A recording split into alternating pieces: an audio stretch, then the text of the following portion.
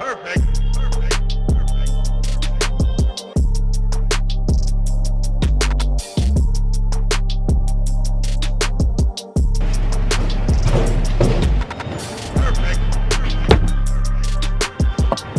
I've been looking for some sportier mirrors for Jack Black for a little while now, mostly because the ones that are on it now, when you're actually like cruising at speed, they start to fold in, and to help make it look a little bit nicer. Now I figured, since the truck's been doing so well, aside from a little oil leak that we still have to inspect. Anyway, since we've both been busting our ass on the truck, getting it to where it is now, it's actually running and driving again. The truck's doing really good, engine's really good. For the most part, the truck doesn't need a whole lot, just a few little things. I am looking into lowering it, we just got done talking about that. And since we've both been putting in so much time with Jack Black, getting it to where it is now, I figured it'd be a good time for a more lighthearted video, something a little low stakes, less stressful. Which brings us back to the whole mirror thing.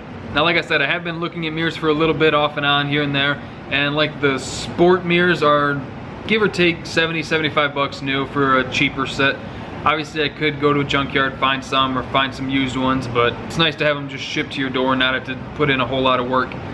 So I figured, since I'm gonna be buying new mirrors anyway, I might as well try to kill two birds with one stone. So what I was thinking was, instead of buying a new set of mirrors for Jack Black, instead I would buy a new set of mirrors for the Suburban. Now this thing has been putting in a bunch of work too, and aside from a fuel leak that showed up last week, it has been a great daily driver. Now here are the mirrors that are on the truck. They're, for what the truck is, big brick that occasionally hauls trailers and stuff. These aren't really what I'm thinking should be on it. They get the job done, they're fine mirrors, you can see out of them, they're not cracked anywhere. And actually they're even heated too, which works, and works really well. But since we're in the tropical paradise that is Michigan, and the temperature never really drops below, like, you know, -20, who needs heated mirrors? Instead, I'm going to get some of the cheapest towing mirrors off eBay that I can find. Now, any of you guys that have done a mirror swap, you know that this is kind of a no-brainer for the most part.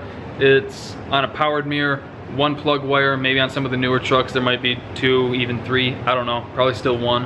And then 3 bolts, well in this case 3 nuts. And then on these particular trucks it has an individual little access panel, which makes it that much easier. Just gotta manhandle a little bit. And then you can see the wire right there. And then if the lighting were better, you could see there's 1 bolt, 2, and then the other one is back there. That one's kind of a bitch to get to. Anyway, let's get to work throwing this driver's side on. Shouldn't take too long.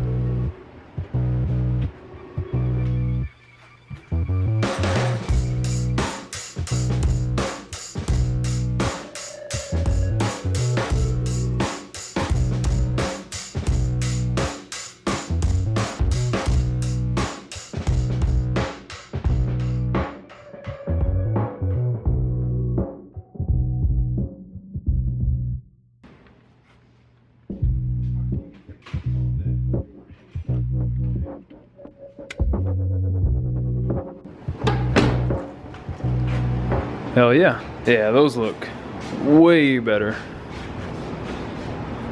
Looks a little more trucky now.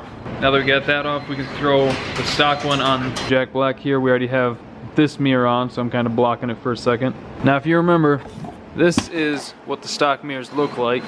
This one's pretty cracked. And as you'd be going down the road, the thing would just start to fold in, which really sucked, was super inconvenient. And they've got this weird, like, tape on the back of it.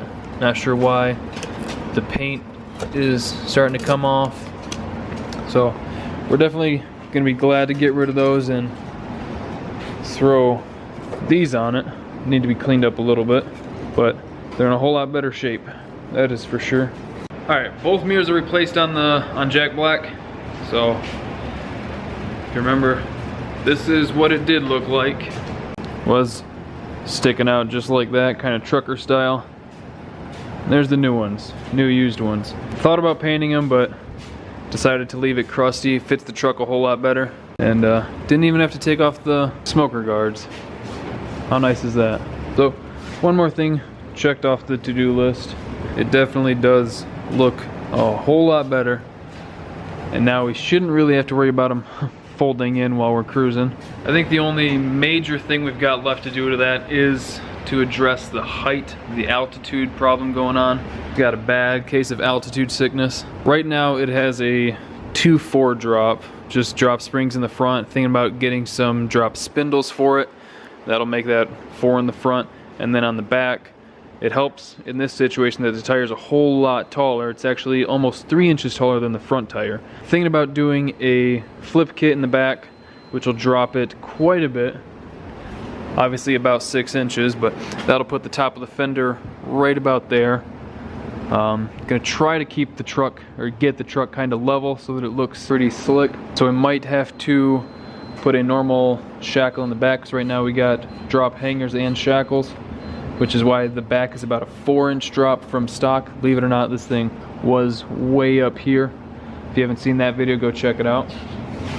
So yeah, we're thinking about doing a flip kit in the back to see where it's at, and then we will definitely have to do a step notch, because right now there's only 4 or so inches between the top of the axle and the frame rail.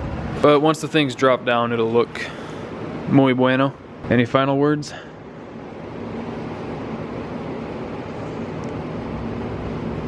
No, it's all good. So I hope you guys enjoyed the quick little break from any real work kind of video. Thank you for watching. Thank you for liking, commenting, and subscribing. We'll see you next time.